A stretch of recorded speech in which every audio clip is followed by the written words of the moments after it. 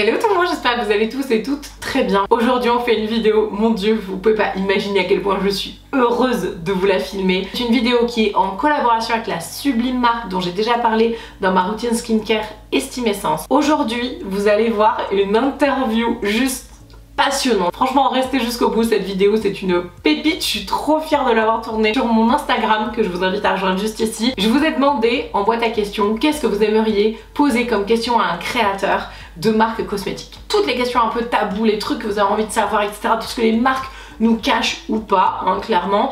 Et Yann, donc le créateur de la marque Estime Essence que j'adore vraiment, c'est une personne fantastique et sa marque est exceptionnelle. Et c'est pas parce que je collabore avec lui que je dis ça.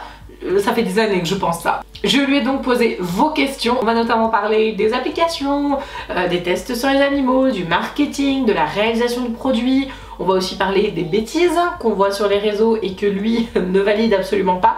Il faut savoir qu'il est esthéticien. Donc voilà, en plus d'être un créateur d'une marque cosmétique, c'est un vrai professionnel. Je suis trop contente de pouvoir vous faire cette vidéo. Je vous laisse vous abonner à la chaîne si jamais vous ne voulez rien louper. Ça prend une seconde et ça me fera trop plaisir de vous compter parmi les abonnés. C'est parti pour l'interview. Bonjour, donc je m'appelle Yann, je suis esthéticien et fier de l'être. Esthéticien depuis maintenant plus de 30 ans puisque j'ai 51 ans.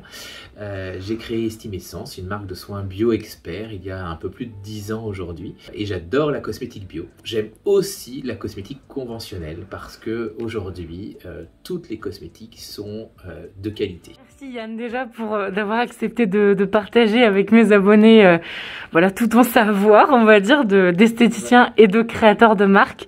Du coup, mes abonnés ont posé pas mal de questions sur Instagram et notamment qui traitent plusieurs thèmes, plusieurs sujets, ont notamment pas mal le côté marketing et réglementation. Est-ce que tu as des choses à nous dire là-dessus? Alors justement, par rapport à la réglementation, on a une réglementation qui est la réglementation européenne. C'est la plus drastique au monde, hein. Elle est plus drastique que la FDA aux États-Unis par exemple.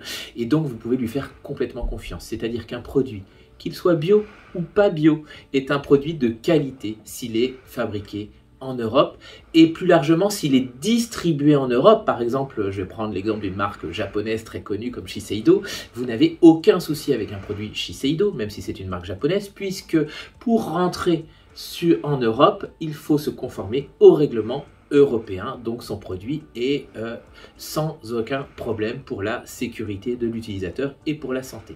Il n'en est pas de même pour un produit éventuellement que vous achetez sur de célèbres plateformes chinoises. Et bien là, je vous déconseille fortement ou de mettre un fard à paupières ou une crème que vous avez acheté par ce biais-là. C'est ça, et en fait, c'est vrai que c'est super important de le préciser parce qu'il y a énormément de, on va dire, de faux discours ou de fausses informations qui circulent par rapport à, notamment, je pense, tests sur les animaux, des choses comme ça. Je pense que là, tu as pas mal de choses à dire. Ouais, je crois. Ouais. Il y a surtout un marketing de la peur. Hein. Ouais. Tu me disais que tu avais beaucoup de questions sur le marketing. Ouais, c'est incroyable. Il y a un vrai marketing, Marine, sur la peur. En fait, pour vendre, c'est rien de plus facile que de faire peur à un consommateur et comme ça vous êtes sûr de lui vendre ce que vous avez à lui vendre. Et ça pour moi c'est une honte, c'est un non-respect de l'utilisateur, du consommateur, de la consommatrice, de sa cliente, hein, de celle qui vous fait vivre. Donc ça c'est absolument pour moi quelque chose qui doit pas exister et on doit lutter contre ça. La peur c'est pas on n'achète pas un produit parce qu'on a peur ou parce qu'il ne fait pas quelque chose. Hein. Il n'y a pas ci, il n'y a pas ça, il n'y a pas ça dans le produit, donc achetez-le. Non, on achète un produit en tout cas cosmétique pour son efficacité et non pas pour ce qu'il ne fait pas. En plus, toi, tu es une marque bio, donc tu dis que tu tiens ce discours, c'est... J'adore le bio et la cosmétologie biologique parce que ça a un vrai intérêt d'un point de vue fabrication, d'un point de vue conception.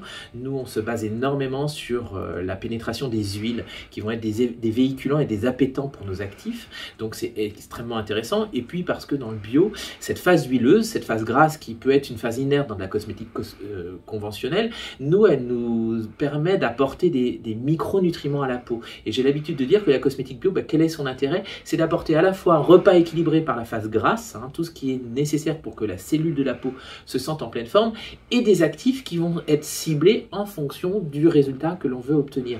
Donc je trouve que c'est une cosmétique très complète, mais qui a aussi ses limites.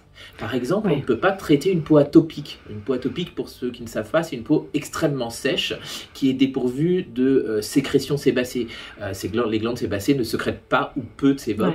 Bien, nous, on a du mal à traiter ces peaux-là. Pour traiter des peaux comme celle-ci, on est obligé de faire des crèmes extrêmement épaisses, qui vont être très désagréables à utiliser, qui vont être des pommades, qui vont être un peu préhistoriques. Et beaucoup de silicone aussi peut-être. Alors nous, on n'a pas le droit d'utiliser les silicones, mais en revanche, une marque de cosmétiques conventionnelle va pouvoir utiliser des produits qui vont être occlusifs, qui vont rester en surface pour apporter ce confort que cette peau réclame. Donc voilà, on a des limites dans une cosmétique ou dans l'autre. Qu'est-ce que tu peux nous dire par rapport, parce que j'ai eu pas mal de questions sur, par exemple, est-ce que réellement un contour des yeux c'est efficace? Comment est-ce qu'on peut savoir du coup au niveau création d'un produit s'il est vraiment efficace? Ça c'est pas mal revenu. On avait un peu préparé le passage et sur le contour des yeux, il y avait aussi cette notion, est-ce que c'est marketing? Est-ce qu'on doit utiliser un contour des yeux? Alors, ici on a de la soie, ici on a du coton. Ici on a une peau extrêmement fine et donc pas... Alors même si elle est constituée de la même façon que le reste du visage, elle n'a pas autant de glandes sébacées, elle est beaucoup plus sollicitée par les mouvements, donc elle va plus s'abîmer rapidement, la fameuse ride d'expression. Et puis on a aussi un phénomène chez certaines personnes qui sont les gonflements des paupières. Et c'est surtout pour elle qu'il va falloir utiliser un produit spécifique parce qu'en fait, pourquoi les paupières gonflent? Parce qu'on a un drainage lymphatique qui est ralenti. Et qu'est-ce qui contribue à ralentir ce drainage lymphatique? Ce sont souvent les corps gras des produits cosmétiques. Le fait d'avoir un contour des yeux spécifique ou gel ou en tout cas émulsion légère, testée pour cette zone-là, va être indispensable pour ce type de consommateur ou de consommatrice. Et puis de toute façon, je suis en train de penser, tu laves pas ton linge, tu laves pas ta soie de la même manière que tu vas laver ton coton ou ta laine. Exactement, donc on va travailler complètement différemment sur cette zone-là. Alors, quant à l'efficacité, aujourd'hui, il y a plusieurs façons de parler d'efficacité. La première, ce sont les tests sur les produits finis, plutôt les tests in vivo, qui sont des tests sur des personnes pour voir si on a vraiment du résultat, quel est le ressenti de la personne. Cependant, ça reste du ressenti. Ensuite, on a les tests in vitro qui peuvent être très controversés parce que ça reste dans une éprouvette, dans une boîte à pétri. On a fait développer un tissu cutané, on a mis le produit, on a mis l'actif et on voit le résultat. Ça reste, pour moi, un premier travail d'efficacité intéressant quand même parce que ça nous permet de dire est-ce que cette matière première, on a envie de l'utiliser? Est-ce qu'on peut aller plus loin? On a déjà une première preuve d'efficacité. Et puis après, on a le côté empirique de la marque avec les retours consommateurs, avec le fait qu'elle soit présente sur le marché et que la consommatrice réachète son produit. Parce que c'est très facile de vendre une fois. Par contre, fidéliser, c'est plus compliqué. Et donc, voilà, la cliente qui réachète, les commentaires, etc. Ce sont vraiment des gages d'efficacité. Maintenant, voilà, il faut être très clair aussi. Une marque comme la mienne, plus confidentielle, on n'a pas les moyens d'un L'Oréal, d'un groupe Lauder, qui vont avoir des très grands moyens pour faire des tests et sortir des statistiques. Et chapeau bas à ces grandes marques, parce qu'ils ont ces moyens-là et ils peuvent rassurer leurs consommatrices par ce biais-là. Maintenant, ça reste encore une fois des tests la plupart du temps in vivo, des enquêtes de satisfaction. Ça reste très subjectif vous êtes le dernier décideur. Et là, c'est à nous de ne pas vous décevoir. C'est ça. Du coup, est-ce que tu peux nous parler, parce que j'ai eu beaucoup de questions sur les tests sur les animaux. Est-ce que c'est obligatoire? Est-ce que tu peux nous démêler un peu, parce que sur certaines marques, il n'y a pas marqué non testé. Alors, ça, c'est une très très bonne question. Merci à celui ou celle qui l'a posé. Il y en a plein. C'est encore un sujet polémique. Aujourd'hui, nous n'avons pas le droit d'écrire non testé sur les animaux. Pourquoi? Parce que depuis 2004, on n'a plus le droit de tester les produits finis sur les animaux et depuis 2009, on n'a plus le droit de tester les matières premières. Donc, si vous écrivez non testé sur les animaux sur un produit, cela voudrait sous-entendre que les autres produits qui ne le mettent pas sont testés sur les animaux. Or, aujourd'hui, avec la réglementation européenne, il est interdit, qu'on soit bio ou non bio, de tester sur les animaux. Donc, c'est pour tout le monde.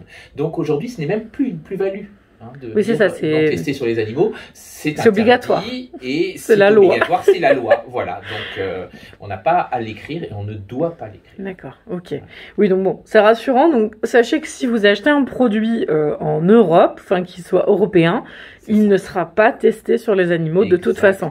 Même si c'est pas écrit et que ça peut en effet porter à confusion. Louer la marque qui ne l'écrit pas. Moi, j'ai souvent des demandes sur notre site internet. Ouais. Est-ce que votre marque est Cruelty free.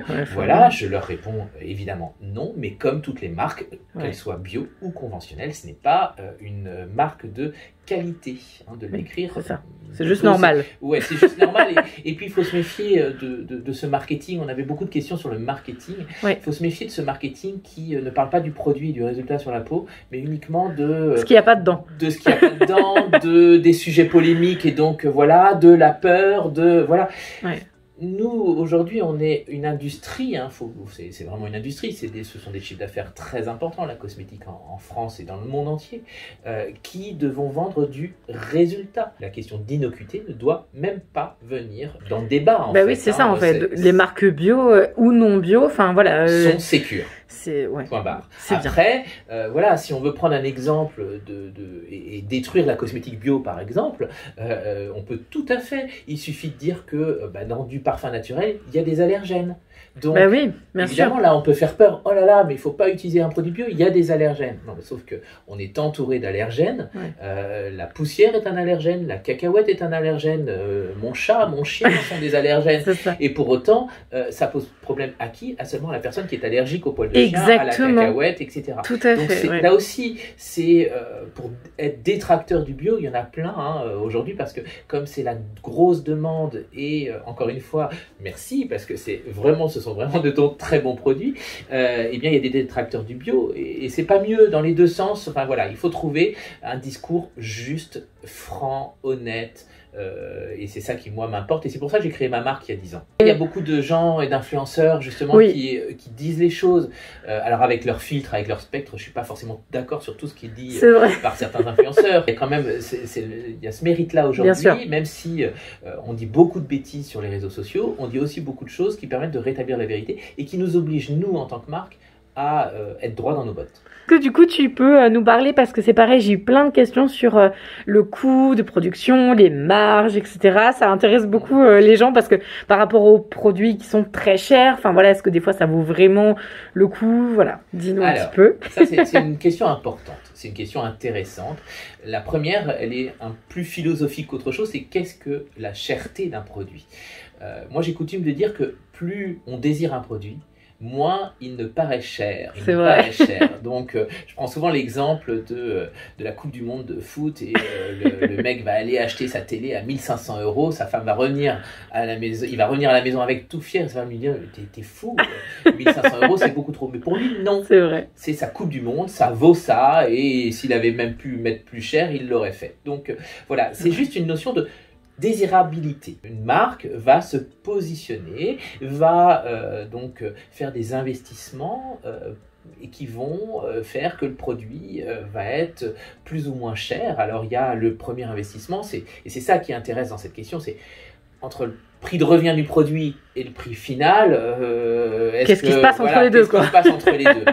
Ça, c'est le choix de la marque. C'est le choix de la marque, puisque elle va choisir de mettre de la publicité, d'avoir un super mannequin, de faire des très belles photos, de faire, et au bout du compte, tout ça, ça va rentrer, mais ça va aussi faire partie du sex appeal de la marque, de la désirabilité de la marque, de l'envie de se reconnaître dans cette marque-là. Et puis après, vous avez des marques qui vont faire le choix de ne pas avoir de mannequin, de ne pas avoir de photographe, de ne pas avoir, et qui vont pouvoir réduire.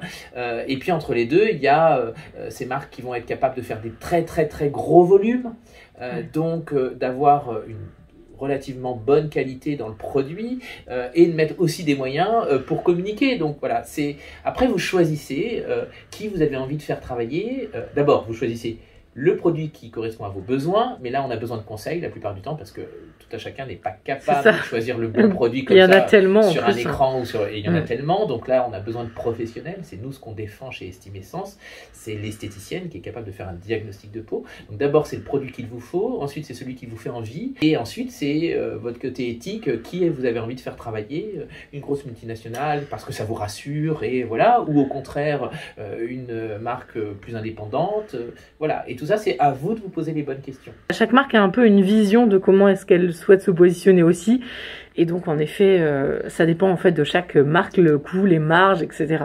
Oui, et puis alors ce qui est très intéressant, c'est qu'aujourd'hui les paradigmes changent. Ce qui était luxueux hier et conçu comme du luxe devait être clinquant, devait être doré, bling bling. Voilà. Aujourd'hui, nous, on vend Estime Essence. Alors nous, on est une gamme de produits qui va de 10 à 68 € le produit le plus cher. Donc alors, on va pas dire qu'on n'est pas cher, mais on n'est pas excessivement cher. Ouais, ça va. Voilà, et on est vendu dans des 5 étoiles.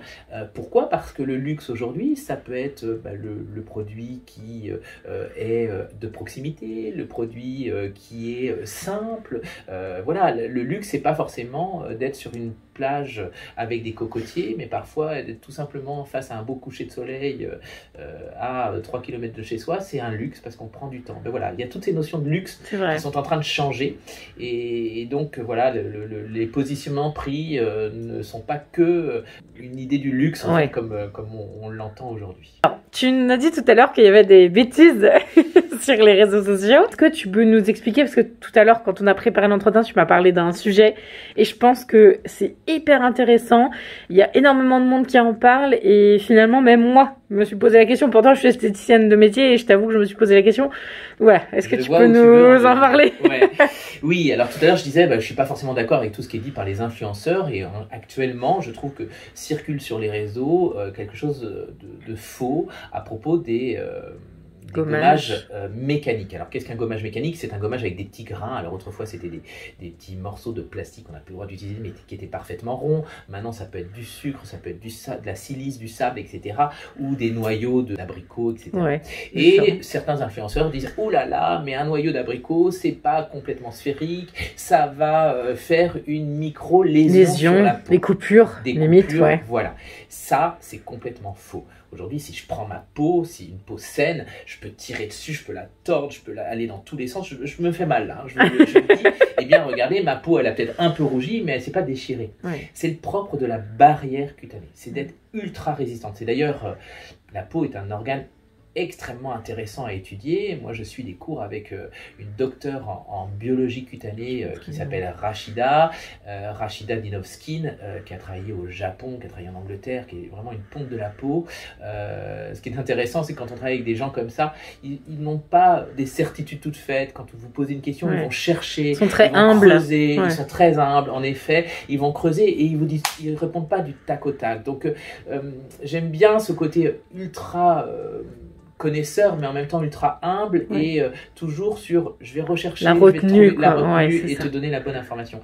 Et donc j'en ai discuté avec Rachida et en effet, le propre de la barrière cutanée, c'est la résistance. Ça nous protège de toutes les agressions extérieures. Et nous, en cosmétique, ce qu'on veut, c'est créer c'est renforcer, c'est améliorer son aspect visible, etc. Mais surtout qu'elle soit un excellent élément de défense. Et le gommage à grains va, on peut dire, créer des micro-traumatismes à votre peau, mais qui ne sont pas des coupures, qui vont en fait, au contraire, avoir un effet bénéfique parce qu'ils enlèvent la cellule morte, donc ça c'est important. C'est mieux. C'est mieux, ça nous permet d'avoir une peau plus éclatante, plus lisse, plus douce. Il y a plein d'arguments. On pourra faire une vidéo spéciale sur le gommage, qui est un gommage. Je vais vous donner envie d'aller voir cette prochaine vidéo. Mais surtout, c'est ce côté qu'on pourrait dire agressif pour la peau va en fait créer une micro-stimulation des fibroblastes qui sont dans le derme, qui fabriquent élastine, collagène, acide hyaluronique et au contraire vont avoir un effet stimulant, on va dire anti-âge, parce que ça va aider à la synthèse des fibres élastine, collagène et de ce fameux acide hyaluronique. En revanche, là où je rejoins un influenceur, c'est que sur une peau fine, une peau Abîmée, lésée, ouais. une peau malade, par exemple un eczéma, un psoriasis, etc. Là, oui, Bien sûr. voire une Acné aussi, ce que Ouais, j'ai rien de très bien, penser. une acné. L'acné, ouais. Là, il ne faut pas utiliser de gommage à grains, Bien c'est sûr. vraiment à proscrire parce que la peau n'est pas saine, parce que la peau est fragile, fragilisée, et là, oui, on peut Là, c'est venir logique, ouais. abîmer, voire couper Oui. une peau qui est très D'accord. fine, qui a déjà une pathologie en fait. Mais c'est bien de rétablir certaines vérités Alors, quand même. Selon moi, hein, je Non, ne mais veux c'est pas vrai. dire que j'explique mon point de Oui. vue et pourquoi je m'appuie sur Rachida qui est vraiment pour moi une référence en termes de De biologie soins, cutanée je pense que c'est vraiment important de défendre ça. Après, c'est pas une critique par rapport à ceux Bien qui sûr. pensent l'inverse. Non, tout à fait. J'espère les convaincre surtout.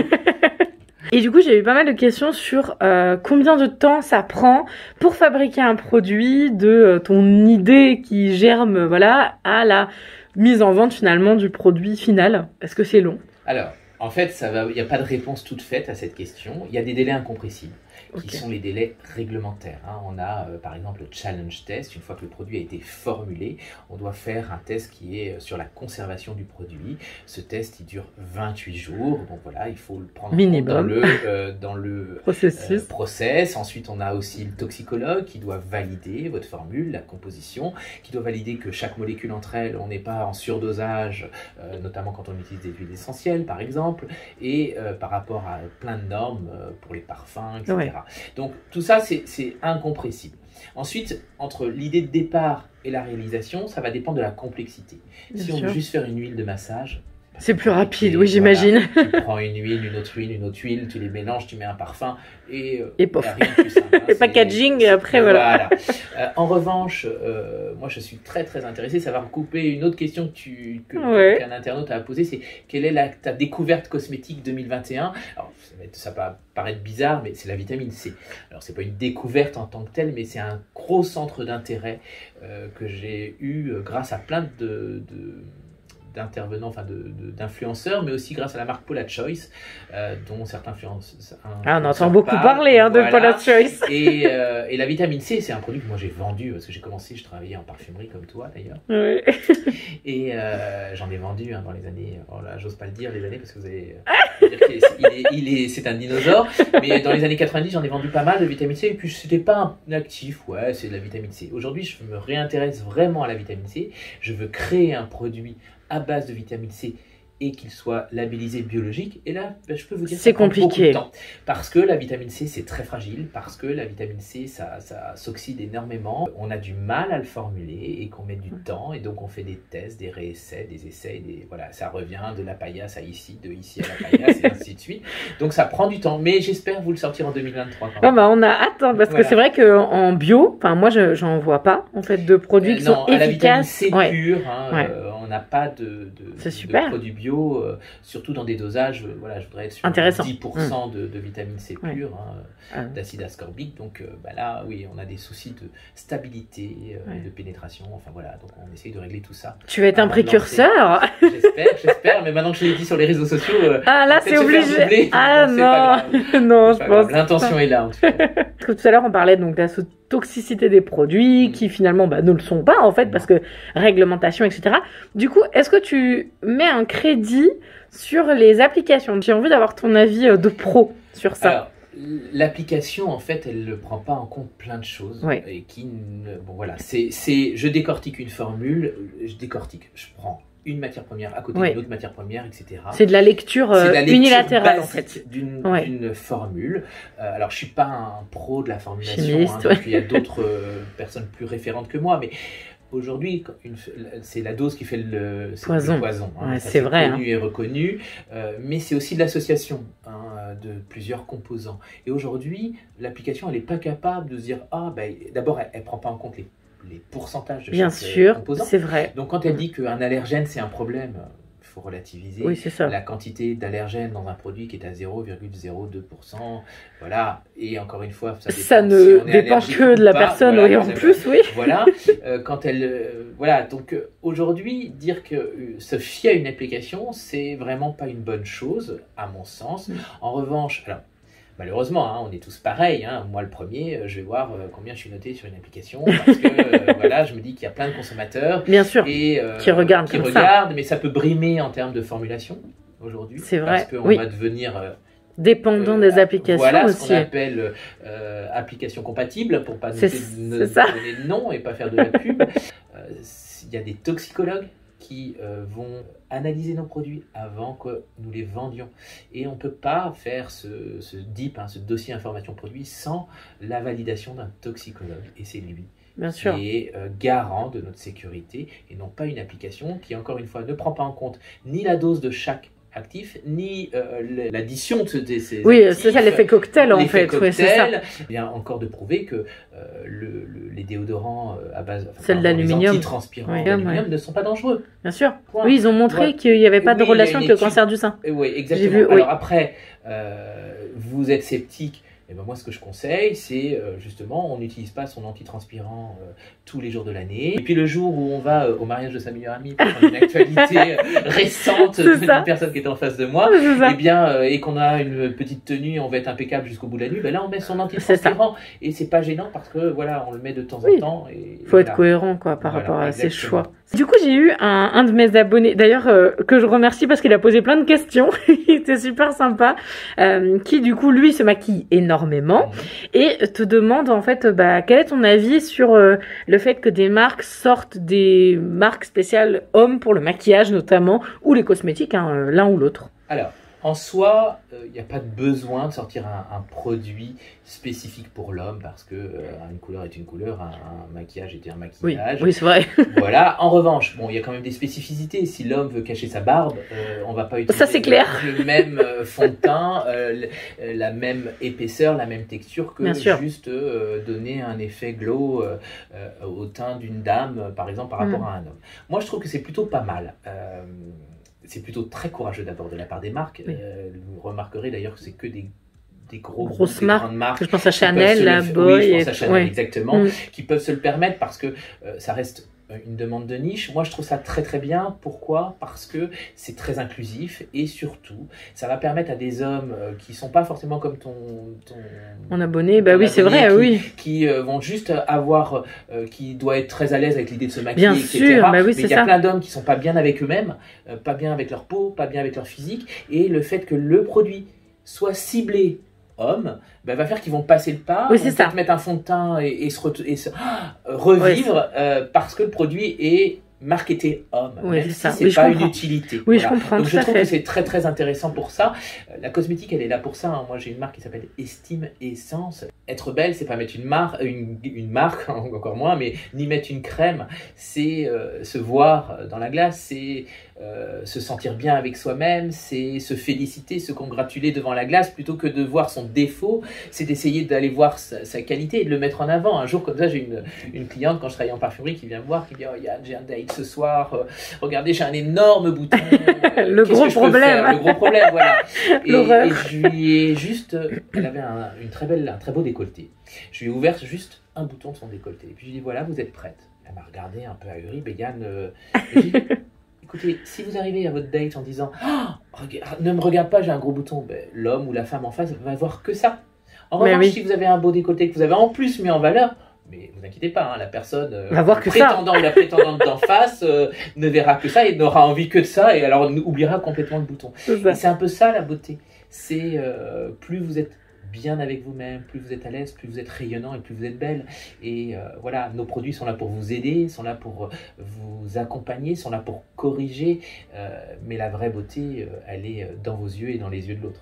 Ah, c'est un beau message, moi j'adore. Et bien c'est vrai que la marque en fait Estime Essence, elle a vraiment ça. Enfin moi je me rappelle en institut parce que je vous ai expliqué un petit peu dans la vidéo sur mes favoris produits pourquoi j'aimais aussi cette marque, parce qu'il y a une vraie histoire par rapport à mes études et je l'ai découverte quand j'étais à l'école.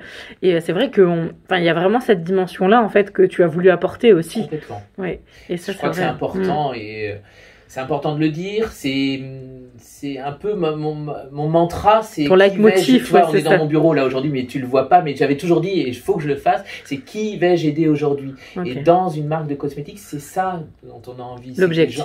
L'objectif, c'est d'aider. Alors après, c'est moins glorieux que d'être médecin en chirurgie cardiaque et de mais c'est important, c'est super important. Voilà, ça aide, et on est là, on apporte notre petite pierre à l'édifice quand on fait bien son boulot, et c'est ça qui me fait vibrer moi tous les jours et qui me donne envie de me lever, d'aller voir mes clientes, mes esthéticiennes qui travaillent avec nous et qui nous font confiance.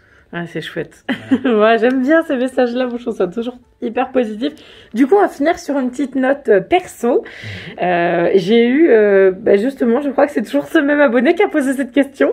Quelles étaient en fait, toi, tes marques chouchou, et pourtant du coup là dans les marques que je vois qui sont notées, tu parles de la concurrence, donc c'est bien, il y a un bel esprit aussi. Qu'est-ce que tu as adoré en marque de cosmétiques? Alors j'aime toujours marque Clarins. Alors pourquoi? Justement parce que c'est une histoire de famille. Clarins, quand j'ai commencé moi dans mon métier, c'était une marque qui parlait de la consommatrice, du respect. C'est vrai. Ne pas lui raconter n'importe quoi. C'est une belle marque, ne pas lui vendre la lune. Voilà, comme je te disais, ça t'a fait sourire tout à l'heure, on n'est pas lourde, hein, on ne fait pas des miracles. C'est vrai. Et elle a un vrai fondement. C'est un homme d'ailleurs qui a créé une marque pour des femmes, et en pensant à elle. C'est un homme qui a créé Clarins? Ouais, je savais même pas. C'est comme quoi, tu vois, tu seras le nouveau Clarins bio. Voilà. Mais ça serait mon rêve, c'est ça, d'être un jour le Clarins bio, ça serait mon graal absolu. Et puis j'ai rencontré des gens formidables dans cette marque quand j'ai travaillé pour la parfumerie, et des formatrices, des conseillères. Je suis toujours amie avec des gens qui sont soit à la retraite de chez Clarins, soit qui y travaillent toujours. Et c'est vraiment une marque que j'affectionne, et de très bons produits. Une autre marque que j'aime beaucoup parce que j'admire les galéniques, c'est Shiseido. Ah, c'est fantastique ça comme marque. Shiseido, marque japonaise, des textures, il n'y a rien à dire. C'est parfait. C'est parfait, c'est japonais, c'est la perfection. C'est ça. Voilà. Des marques donc montantes, dont on entend beaucoup parler, qui sont assez agaçantes pour des marques comme nous, parce qu'on en parle trop. Je vois de quoi tu vas parler. C'est Paula's Choice. Alors, Paula's Choice, même si j'adhère pas forcément à tout, il y a des belles formulations, voilà, des belles matières premières, voilà.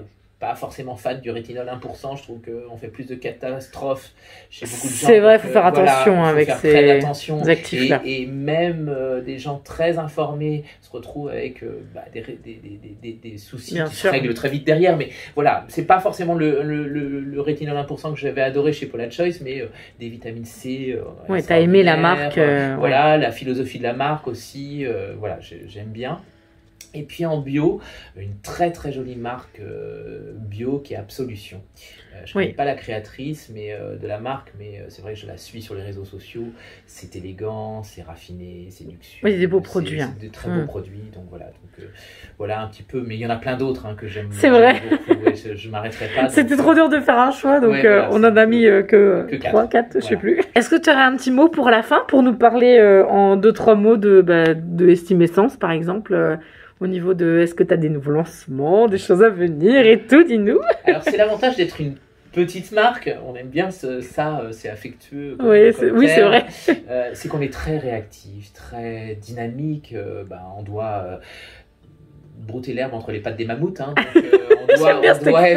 on doit être vraiment efficace, et oui, on a plein de nouveautés. Donc là, on sort un déodorant à base de probiotiques au mois d'avril. Ah super, j'adore. Avant mars, on sort un que tu as déjà testé. Oui, un sorbet il est excellent, j'adore. Qui est un super produit parce qu'on a réussi à faire un sorbet sans alcool en bio, c'est très compliqué. Donc ça a été très long à formuler, mais il est très chouette. Ah, il est fantasmagorique, vraiment, j'aime beaucoup. Merci beaucoup. Puis on va sortir 3 produits pour cet été. On a 2 autres sorties pour la fin de l'année, mais j'en parle pas trop. Super. Ma vitamine C que je travaille de façon acharnée. Si tu te tournes, tu verras sur mon bureau, il y a plein de petits flacons d'huile biphase.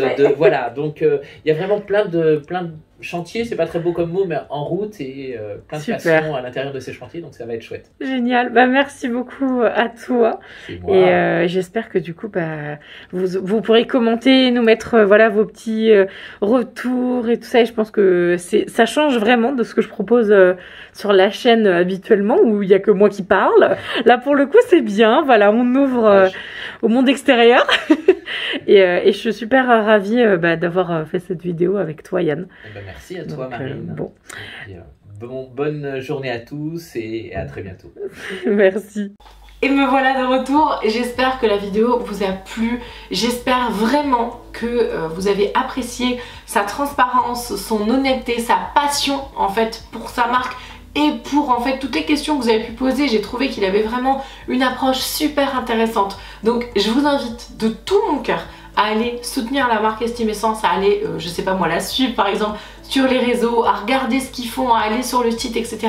et à commander les produits si jamais vous avez envie de tester. Je voulais absolument mettre cette marque dans une vidéo sous-côté, mais comme je vous en avais pas parlé encore avec ma routine, je pouvais pas le faire. Mais vraiment, c'est une marque sous-côté, elle est magnifique. Les produits sont excellents, il y a des nouveautés, vous avez vu à venir, juste génial. Et je suis tellement heureuse de travailler avec ce genre de marque, vraiment. Merci encore pour votre soutien et d'avoir regardé cette vidéo jusqu'au bout. Je vous laisse mettre en commentaire si vous êtes toujours là le mot estime, parce que l'estime de soi c'est vraiment ce qu'il a voulu mettre en avant dans sa marque. Je vous laisse vous abonner si jamais c'est pas encore fait et je vous embrasse de tout mon cœur et je vous dis à la prochaine. Ciao!